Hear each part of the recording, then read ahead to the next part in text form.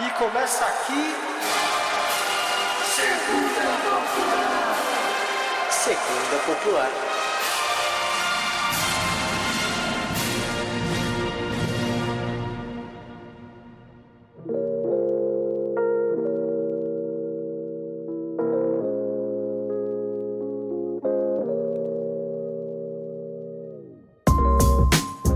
Fala, galerinha do mal, tudo certo? Sejam bem-vindos a mais um grande episódio do Segunda Popular. E hoje, falando de estreias e finais de temporadas, vamos falar deles, dos rapazes, do The Boys, caso vocês estejam vendo a série da Amazon. E, Frog, você tem alguma experiência que você quer compartilhar sobre The Boys com a gente? Sobre The Boys? Não, mas eu acho que é um episódio muito aguardado, né? Tipo, eu acho que é um episódio que nós esperamos fazer há muito tempo, mas nunca teve, tipo, vamos fazer. E pede muito pra ser feito, né? Tem muito a discutir no The Boys, assim. Inclusive, tudo que a gente for falar hoje daria pra fazer mais episódios e tal. E, assim, é uma série que já teve hype maior, eu acho, né? Eu acho que quando estreou e talvez pra segunda temporada, eu acho que teve um hype maior do que agora, na quarta. Mas eu acho que a gente vai discutir disso, porque também o timing dela não foi coincidência, nada assim. Mas eu acho que nenhuma grande experiência específica, não.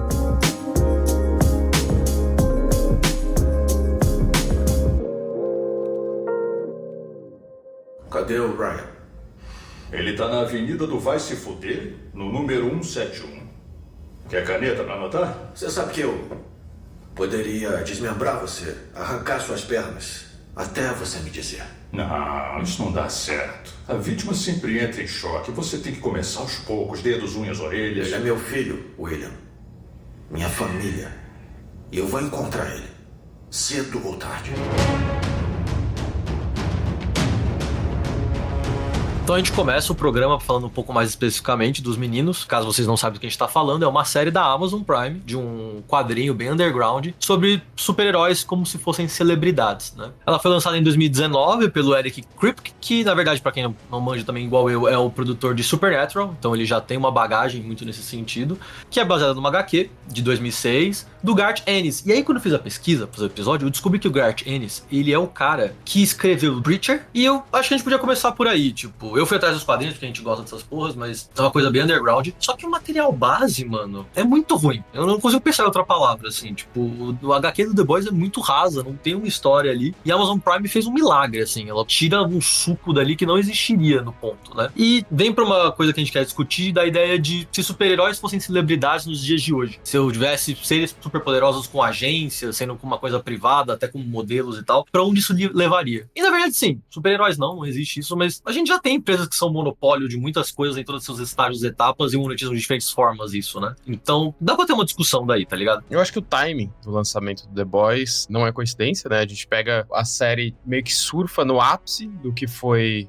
a Marvel, né? Do que foi essa questão dos heróis, da Marvel, da DC. E os quadrinhos também foram lançados meio nessa época, a série inclusive também. E hoje eu acho que, inclusive, do que eu falei de já ter sido mais hypado, eu acho que é exatamente por isso, né? Eu acho que essa brisa dos super-heróis, Marvel, DC, já foi mais hypado, não é tanto assim. Então eu acho que The Boys também tá sofrendo a mesma consequência de tá, enfim, definhando. Eu acho que traz uma discussão que é exatamente aproveitando aquele momento de ápice dessa cultura do super-herói no cinema, traz a questão de tipo, e se esses caras existissem no nosso mundo, no mundo real? Então, tipo, eu sinto que o The Boys tem essa perspectiva de a Amazon trazer essa coisa mais realista do mundo dos heróis pra nós. Então, tipo, muito simples, assim, no sentido de... A primeira temporada é muito sobre isso, né? Que é sobre consequências das ações dos heróis nas pessoas comuns. Então, tipo, sei lá, os caras estão lá enfrentando o vilão e destrói 3 prédios. Tinham pessoas naqueles prédios, elas morreram. E aí, tipo, essa série traz esse ponto de vista que a gente não vê,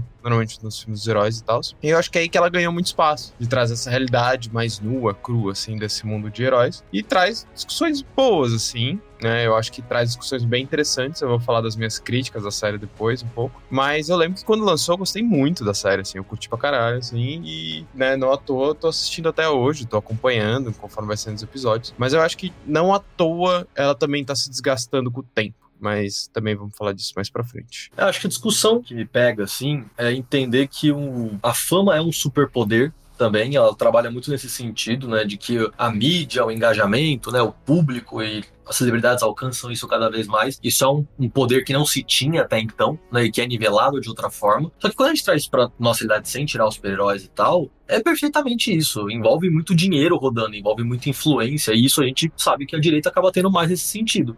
Pagar um post para impulsionar uma coisa muito básica, mas falando numa questão de gestão de marketing e tal, a direita sempre teve domínio. Não à toa, eu acho que a direita chegou na internet muito antes também, e começou a fazer o que a gente tá fazendo há 5 anos, talvez, um pouco menos. Aí a série brinca com isso, de como ela entende que a direita tem essa hegemonia, ao mesmo tempo que ela também gasta uma onda com pink money, e como, tipo, a esquerda liberal é utilizada para gerar dinheiro para a própria direita também, né? Então, quando eu vi, eu fiquei, mano, isso é bem atual, assim, é uma percepção muito interessante de entender, não o super-herói, mas de entender a realidade. Eu fiquei, tá, deve ter mais estudos sobre isso que eu não tinha alcançado ainda, até então, assim. Eu acho que, tipo, esses pontos abordados na série foram melhor desenvolvidos ao longo das outras temporadas, assim, né? Conforme foi desenvolvendo melhor a série, foi desenvolvendo mais. Mas é muito claro isso, né? Que, pra mim, o The Boys, ele tá na perspectiva, inclusive, de representar o que é a política estadunidense naquele momento e até hoje, né? Tipo, a gente vê fenômenos, tipo, quase que reproduzindo e até citando fenômenos da política real na série. E, tipo, como uma empresa que entende essa questão que você trouxe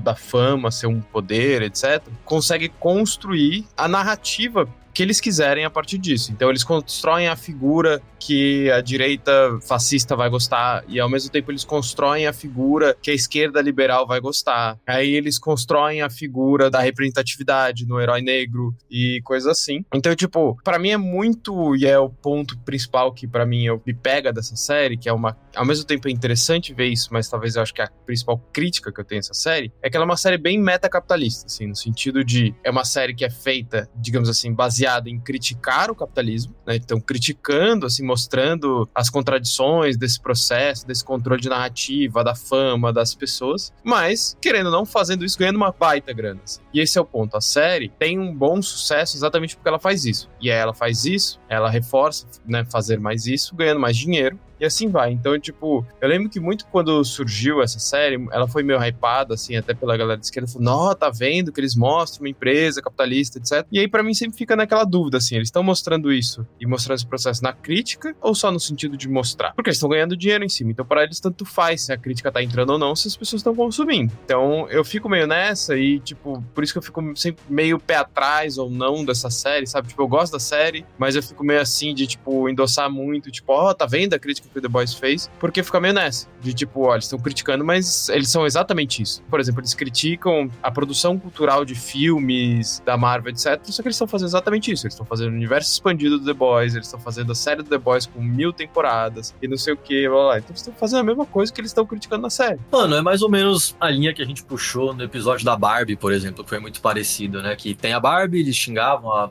produtora, a dona da Barbie, todo o conceito da Barbie, fazendo um filme multimilionário, dentro do contexto da marca da Barbie, né? Revitalizou a marca da Barbie. E The Boys, ainda que é da Amazon, acho que é isso, né? Literalmente pertence ao Jeff Bezos em alguma escala do capitalismo. É a mesma coisa, no sentido de que, mano, era um quadrinho que eles devem ter pagado $300 pra fazer uma adaptação, ninguém conhecia essa porra. E, mano, já tem 4 temporadas, já tem subtemporadas, já vai poder ver outros spin-offs, vai ter mais, tenho certeza vai ter mais. O ponto é que isso, eu entendo, em parte, por que os reacionários demoraram tanto pra entender que a crítica também se aplicava a eles, porque desde o começo a crítica também se aplicava à esquerda liberal. Eles falam desde os primeiros episódios, assim, que uma personagem, ela não se declara, as pessoas declaram pra ela que ela é lésbica, e aí ela não queria ter se exposto desse jeito. E aí no dia seguinte eles estão fazendo marketing sobre ela ser lésbica, então eles apoiam a comunidade LGBT e por aí vai, entendeu? A Maeve é um personagem que gira muito nesse contexto que eu gosto bastante. E eu acho que esse é o ponto, tipo, nota-se que tem uma percepção muito alta da realidade e cada vez mais debochada nesse sentido. Então, tem literalmente nazista. Eles falam assim, gente, ó, essa galera em céu aí que fala isso, eventualmente é um nazista. Eles falam um pouco desse contexto. E na época, pra gente, falou assim, óbvio. Mas eu falei assim, pô, mas bem de um jeito muito bem explicado, muito interessante pra esse lado, assim. Então, é isso, é uma empresa que sabe exatamente o que tá fazendo pra lucrar em cima do que exatamente sabe o que tá fazendo. Porra, é maravilhoso, metacapitalismo, é surreal mesmo. Relembrando, assim, algumas coisas das temporadas anteriores, assim, e tal, tem até o momento que eles fazem uma, entre aspas, sátira, né, de novo, sobre isso, que é há um tempo atrás, a Pepsi, acho que na época do Black Lives Matter, fez uma propaganda que acho que era alguma das Jenner, acho que era a Kylie Jenner, tava num protesto, e aí a polícia tava reprimindo o protesto e ela entrega uma Pepsi pro policial, e aí tudo se pacifica. Tipo, a Pepsi fez esse comercial, ele existe. Se você procurar no YouTube, ele existe. E aí o The Boys reproduziu exatamente o mesmo comercial dentro da série. Tipo, o A-Train, né, que é o personagem, que é o Flash deles, que é um personagem negro, fazendo isso. Exatamente isso. É literalmente a mesma propaganda. Só que aí, tipo, eles mostram o como, na verdade, a empresa tá cagando e andando pra qualquer tipo de movimento, só quer ganhar dinheiro em cima e tal. Então, tipo, tem um tom de a série tá mostrando as críticas dessa produção cultural hollywoodiana, né, da indústria capitalista, do tipo, brincando. Tipo, ela tem isso. Mas ao mesmo tempo que ela tem isso, ela está fazendo a mesma coisa. E aí é muito louco isso, porque, tipo, é meio difícil até, eu sinto, assim, de processar isso, de como essa série,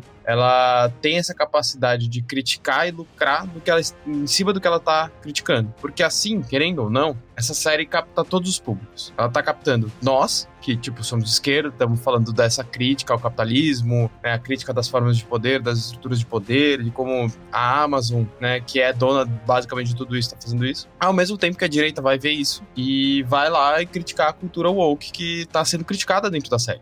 Nessa temporada, inclusive, atual, tem uma personagem que é, tipo, uma podcaster, basicamente de fake news, que vai ganhando fama a ponto de virar âncora do canal de notícias, que dá a entender que seria a CNN, né? Porque eles chamam de VNN, né? Mas, tipo, Fox News, etc. As emissoras mais reacionárias do estadunidense, né? E aí mostra essa questão de, tipo, a fake news dela é muito esdrúxula, mas ela vai ganhando fama. E ela sai de um podcast que ela mesma fala que tinha, tipo, algumas centenas de ouvintes pra ser um sucesso, pra ser uma celebridade e tal, porque a empresa construiu e queria aquela figura fazendo fake news em rede nacional. Então, The Boys entra num cenário muito específico da dificuldade de falar sobre, que é esse ponto, que ao mesmo tempo que ela critica, ela ganha em cima e ela critica pra todos os lados. Então fica um pouco difícil de você falar assim, essa série é uma boa série de crítica, porque ao mesmo tempo é isso, tem, né, o principal vilão da série, que é o Homelander, é uma mistura meio que simbologia do Superman e do Capitão América, né? Porque ele tem os poderes do Superman, mas ele usa, tipo, as cores da bandeira americana, etc. E ele é um personagem que eu acho que, tipo, qualquer psicanalista ia amar, porque a brisa dele é tomar leite materno direto do seio. E aí nessa temporada, assim, até no episódio... não lembro agora qual episódio, acho que 6 ou 7, tem uma cena maravilhosa dele bebendo do leite dessa moça com a bandeira americana tremulando ao fundo. E é tipo, essa imagem, tal, em si, é representativa da direita, ultra-reacionária, trumpista, fascista estadunidense e tal. Só que, tipo, eu não sinto que uma pessoa que não seja da esquerda olhe pra isso e entenda a crítica colocada ali. Eu sinto que é pra agradar a esquerda. Ao mesmo tempo que eles botam uma das heroínas sendo super contraditória, fazendo aborto, querendo esconder o aborto, se sentindo mal por ter abortado, que aí eu sinto que a direita ia falar, tá vendo? Essa cultura woke, não sei o quê. Então eu acho super difícil falar sobre essa série no final. A VOT e a porra da agência estão armando, tipo treta, eles estão fazendo negociatas só para que as coisas continuem do mesmo jeito. E você e eu, eles tratam a gente que nem brinquedo velho que eles podem botar na prateleira. Como se fôssemos ultrapassados. Isso não te deixa com raiva, William?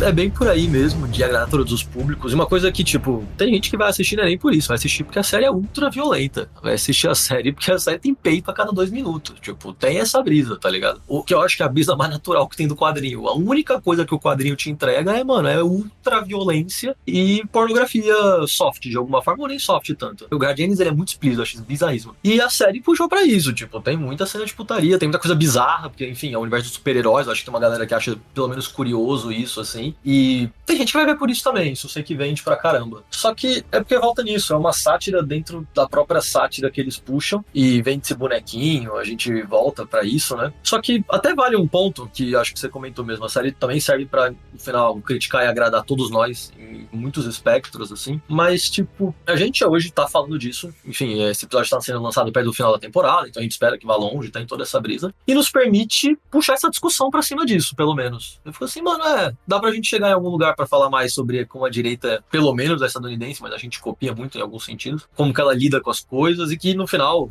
que é a cena que eu gosto muito dessa temporada, que é mais recente, tem uma hora que eles juntam vários bilionários, ela fala que tem 38% do PIB dos Estados Unidos naquela sala, que é um bando de velho, e aí eles vão discutir um golpe de Estado, basicamente, eles querem propor isso, e aí eles começam a falar assim, não, mano, corta essa palhaçada, eu quero saber quanto que vai ficar pra cada um. Tipo, eles não têm nenhum pudor em entender o que seria um golpe de Estado, e eu fiquei, pô, do caralho, eu acho interessantíssimo essa brisa de gastar essa onda, me soa muito explícito, e me soa meio patético dentro do contexto ali também. Mas é isso, mano, 8 de janeiro foi literalmente uma tentativa de golpe que foi muito por essas linhas, assim, foi não por uma linha de ter o exército nesse sentido, outros pontos, foi uma linha de, mano, o cara é famoso, o cara é grande, o cara manda as pessoas irem e elas vão. É muito mais midiático, né? A era Bolsonaro e a era Trump, que eu acho que foram nesse sentido, falar assim, caralho, mano, dá pra fazer muita coisa por outras vias, pelo poder da fama, né? Então, tipo, causa uma discussão legal, eu acho que é um tema que dá pra ir longe, na verdade, ao mesmo tempo que a gente tá fazendo exatamente o que eles querem. Talvez seja esse o ponto. Eu acho que tem uma coisa que você falou no começo, da brisa do poder da fama, assim, que essa série aborda, que eu acho que é a forma mais século XXI de poder, assim, que a gente tem, é o poder da influência, né? O poder de influenciar. É isso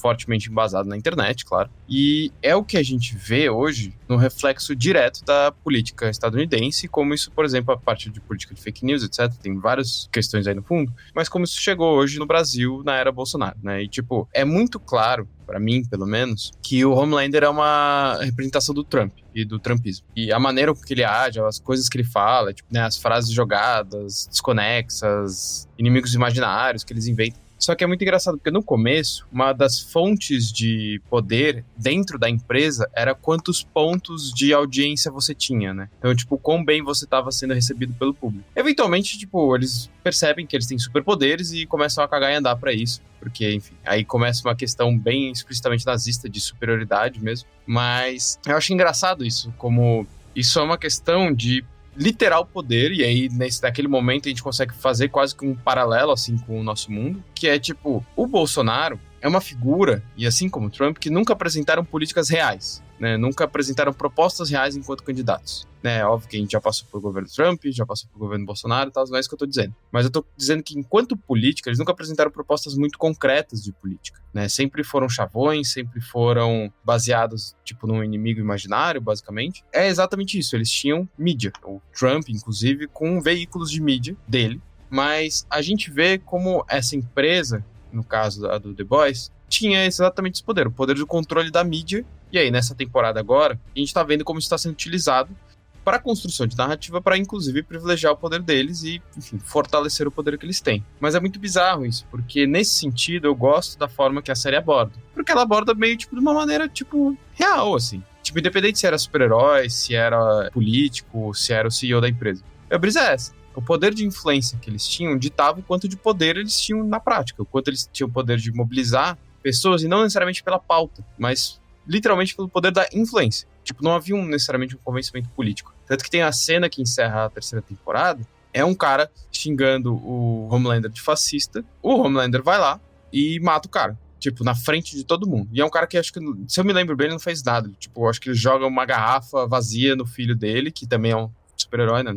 E, obviamente, não faz nada na criança. E aí, o Homelander vai lá e mata o cara. E aí, todo mundo ao redor começa a celebrar isso. E é explicitamente isso, assim, acho que é o ponto. Tipo, aí depois disso, o Homelander começa a ser meio que visto como um herói não só de quadrinho, mas como um herói do povo americano nessa perspectiva ultra-reacionária. Por quê? Porque sim, não tinha uma pauta real por trás. O Homelander, em nenhum momento, para a classe trabalhadora estadunidense, não representa nenhuma pauta. Para os heróis, ele pode até representar de superioridade, que ele faz esse discurso de superioridade dos heróis em relação aos seres humanos normais. Mas o apoio que ele tem é só por ele ser reacionário. Tipo, não é porque ele traz uma pauta específica. E esse é o ponto, assim. Eu acho que, nesse sentido, ele é um reflexo bem claro da política trumpista e bolsonarista. E eu acho que a série, nesse sentido, capta muito bem a essência desses movimentos ultra-reacionários do século XXI. Assim. Perfeito, assim. Acho que parte da jornada do Homelander, isso no quadrinho é mais raso e na série é bem mais interessante, é que ele é um indivíduo só. Então ele é uma personalização disso, né? Mas foi ele entendendo que não só ele podia tatear mais coisas, né? Quanto mais longe ele fazia alguma coisa no nível de absurdo, mais ele era bem recebido, mas que na verdade ele devia fazer isso, porque ele perdia a popularidade, e toda vez que ele se radicaliza um pouco mais, assim, na extrema-direita, a galera aplaude ele, e ele retoma alguma coisa, né? Então, tipo, eu não sei se o Bolsonaro, até onde ele entendia como é que era a carreira dele, como as coisas funcionavam. Tenho minhas sinceras dúvidas até onde foi ele ou foi a família ou outras coisas assim. Mas foi parecido nesse sentido de, mano, quanto mais absurdo, mais longe vai, por algum motivo que eu acho... É isso, não sei se eles compreendem essa linha na época, pelo menos. E o Bolsonaro sempre dobrava a aposta, sempre, tipo, falava algo mais problemático, dava um vexame maior, alguma coisa lá atrás, que de repente, é isso, gente, bateu 2017, todo mundo ficou abismado com o que aconteceu, tá ligado? Abismado. E a gente não chegou tão longe de ser eleito na última eleição também. Então, tipo, é interessante. O Homelander, ele personifica nesse sentido, eu acho que a direita, talvez nem esse mais, no sentido de ir tateando e ver até onde o fascismo permite. Porque é isso, a gente vai sempre rediscutindo os absurdos e o Trump tem essa noção já, imagino, de que dá pra dobrar a aposta. E aí uma hora vai rachar alguma coisa e a gente vai ter alguma guerra civil ou algo parecido. Mas a gente chegou muito próximo, mano. O 8 de janeiro é uma brisa que eu acho que já faz um tempo, eu sinto que a galera dá uma diminuída e a gente zoa também por ter um monte de velho doidinho lá. E eu falei, mano, eu acho que a gente chegou perto de um problema, mano. Acho que a gente passa um pouco de pano pra gravidade que foi o 8 de janeiro, por exemplo, que a gente sabia que ia acontecer porque teve algo parecido nos Estados Unidos tempos antes, entendeu? Essa série denota muito do contexto de disputa de produção cultural, de como o século XXI permeia muito essa questão da influência e do poder político que se tem a influência, né? A gente viu isso na figura do Bolsonaro, do Trump, como a gente falou, mas a gente viu isso em outras figuras também, como figuras do MBL, né? O quanto, tipo, esses caras, enquanto influencers de direita, ganharam espaços e ganharam cargos públicos, ganharam uma certa relevância política, e a gente vê isso mais extremado, acho, e mais, eu diria assim, satírico, com figuras como o Paulo Cogos, e é engraçado, porque o Paulo Cogos, ele é satírico e tal, mas ele tem, tipo, base de votação, é capaz de, inclusive, nessa eleição desse ano, ele conseguir se eleger vereador. Então, tipo, eu acho que a gente vive também em tempos de meio que a política dos absurdos, assim, que o absurdo se destoa da normalidade, e isso acaba sendo visto como bom, porque a gente pega essa insatisfação popular generalizada do tudo que tá aí,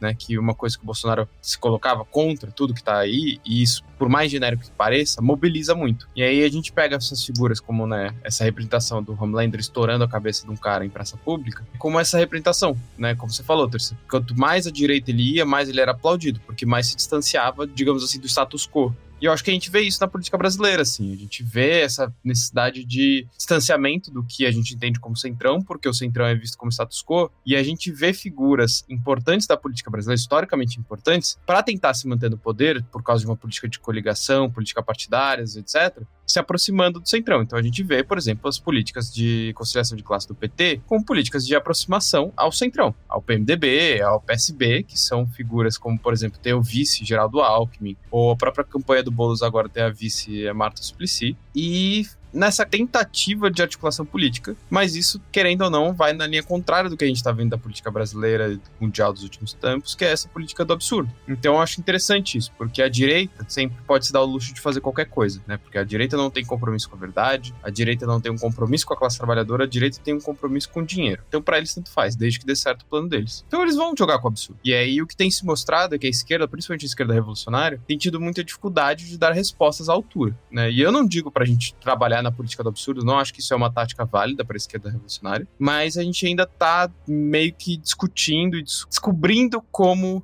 responder isso e como dar respostas à altura dessa nova política do século XXI. A própria Soberana é uma das nossas propostas, assim, de trabalhar a internet, etc., dentro das nossas limitações, porque afinal a Soberana surge do zero, de um bando de fudidos sem dinheiro, sem nada. Então a gente tá literalmente saindo dos métodos artesanais para tentar lidar com a indústria cultural hollywoodiana, com Shark Tanks financiando a MBL. O próprio Segunda Popular é uma tentativa de algum certo tipo de resposta, uma análise mais crítica e trazer para o nosso lado político e, né, e tentar entender a partir da perspectiva política o que a gente pode se utilizar dessas produções, da indústria hollywoodiana, da indústria cultural, para que a gente consiga trazer algum tipo de reflexão e trazer algum tipo de ensinamento, a partir de, às vezes, umas discussões mais leves, às vezes umas discussões mais sérias, mais leves, mas, tipo, às vezes de pontos que a galera não imagina que a gente conseguiria tirar, assim, às vezes até tirando água de pedra, assim. O que nos resta agora é, assim como, né, analisando The Boys, é tentar traçar táticas mais efetivas pro século XXI, para além do que a velha política da esquerda social-democrata tá fazendo, que é, de novo, se alinhar e se aproximar do centrão. Eu acho que pra fechar, a gente recebe muitos comentários no Segunda Popular, enfim, na Soberana também, e sempre tem alguém pra dizer, tipo assim, pô, mas vocês estão falando disso? Vocês estão falando disso? Enfim, no caso a gente fala de cultura pop, então tem muito isso de que não é importante, mas enfim, mano, literalmente, qualquer tema que a gente fala, alguém acha que esse tema não é relevante o suficiente. E é muito doido, porque vai muito nessa linha de, pô, vocês não estão falando disso, vocês não estão falando daquilo, qual é o ponto, por que vocês não estão falando da outra causa específica, né? E esse que eu falo, cara, a gente tem o objetivo de ocupar todos os espaços, é realmente uma linha, a gente vai pros lados, né? Só que vai pros lados que dá, a gente vai pros lados que a gente consegue e que a gente pode. Especialmente porque a gente não tem espaços que já estão ocupados. Quase tudo que a gente tá tentando fazer, a gente tá tentando num lugar que não tinha ninguém ali naquele momento até então e por aí vai. Então quando perguntam, tipo, mano, mas por que vocês estão falando de The Boys? Que eu acho que esse vai ser o episódio, né? Mano, por que vocês estão falando de The Boys? Por que vocês estão falando de Chihiro quando tem algumas coisas importantes na esquerda que estão sendo tocadas? E a gente fala, mano, tá tocando também, tá ligado? Mas é isso, tipo, o Kim Kataguiri tá eleito porque os moleques é fã de anime e gosta dele. Tem outros caminhos, assim, é óbvio, tem financiamento, tem uma galera de direita mesmo que vota no cara, mas isso é o mínimo, mano. Uma pessoa de 16 anos já vota, e o voto dela vale tanto quanto o meu, quanto o seu, quanto de qualquer um, e o Kim Kataguiri ganha, porque ele vai em feira de anime. Então ignorar isso, tipo, Kim Kataguiri é deputado federal, tá ligado? Tem só um pouco mais de 500 no país. Então a gente tem que ocupar esse espaço, a gente tem que disputar esse espaço de falar de anime, falar de quadrinho, falar de outros temas que podem parecer pormenores. A gente tem que comentar isso, porque eles já estão lá faz tempo, tá ligado? Enfim, nossa, a gente foi longe. A gente foi mais profundo que o quadrinho, com certeza. Mas é isso, agradeço a todos. Se for quiser dar uma despedida aí, fica à vontade também, mas recomendo a série. O quadrinho eu realmente não recomendo, eu falo de coração. Acho que é a primeira coisa que eu não vou recomendar aqui desde que começou esse programa. O quadrinho é meio paia, não lê o quadrinho não, é só putaria e violência e do jeito que cansa. Mas a série eu acho assim, mano, na pior das hipóteses é divertida, é engraçado você assistir, se você não tem problema com ultraviolência e pornografia, essas brisas, deixo já avisado. Mas é uma série divertida, tipo, dá pra gastar uma onda com ela. Eu acho que é isso. Se ver ela criticamente, eu acho que ela vale bastante a pena, sim. Tem ultra violência, gore, muito gore e muito pornográfico em vários momentos. Então, se você for de boa com isso, assista. Se não, assim, honestamente, se você também não quiser assistir só ouvir a gente falar sobre, também não tá perdendo muita coisa. Não é o que, nossa, essencial pra sua formação. Mas é isso, assim, eu acho que se você tá de boas e não tem problema com essas coisas, vale a pena assistir, sim. Faça essas reflexões, porque eu acho que vai muito além também, óbvio, da série. Eu acho que a série em si se propõe muito além do que a própria série. Então, eu acho que vale nesse aspecto, pelo menos.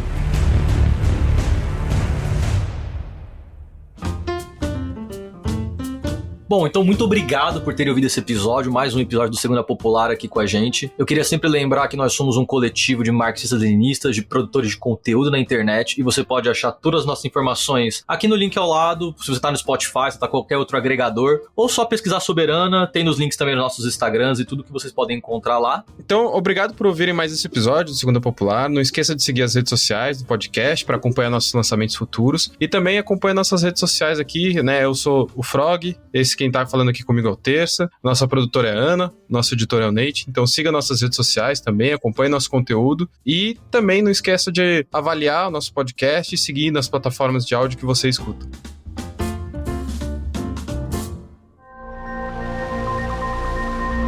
Este podcast foi editado por Nate Clayman.